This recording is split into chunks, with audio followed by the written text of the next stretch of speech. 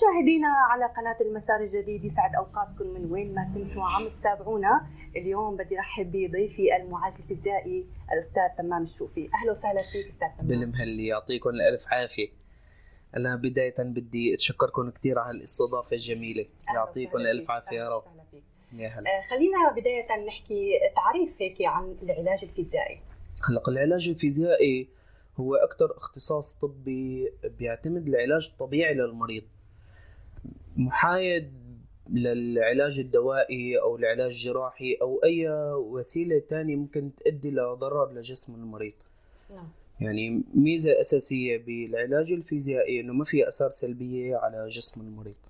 طبعا حضرتك كنت معالج فيزيائي بمشفى الشهيد زيد الشريطي، وايضا كان لك ايضا معالج فيزيائي بالعراق الشقيق بمركز خطوه، وحاليا حضرتك بمقام عين زمان بالمركز الطبي الخيري. نعم. اهلا وسهلا فيك.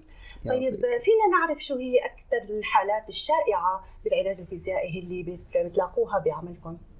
هلا، اكثر الحالات الام الرقبه والعمود الفقري، الشلل الدماغي بانواعه، اللقوه، الام الركبه، الكتف، المفاصل، التحددات الحركيه سواء بعد تثبيت الكسور او بعد اندمال الحروق. نعم.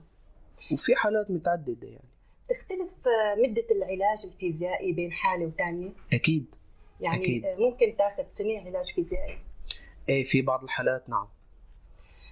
حضرتك شخصيا عامل مبادرة شخصية، مبادرة من العلاج الفيزيائي، فينا نحكي عنها بشكل تفصيلي لمتابعينا؟ هلا، المبادرة هي بشكل أساسي جلسات معالجة منزلية بأجور رمزية. نعم. يعني كلنا شايفين اليوم الوضع السيء عند فئة كبيرة من الناس، والعبء الثقيل يعني صار بالحياة وخصيصا بموضوع الصحة، فنخفف هذا الموضوع شوي عن المرضى بس.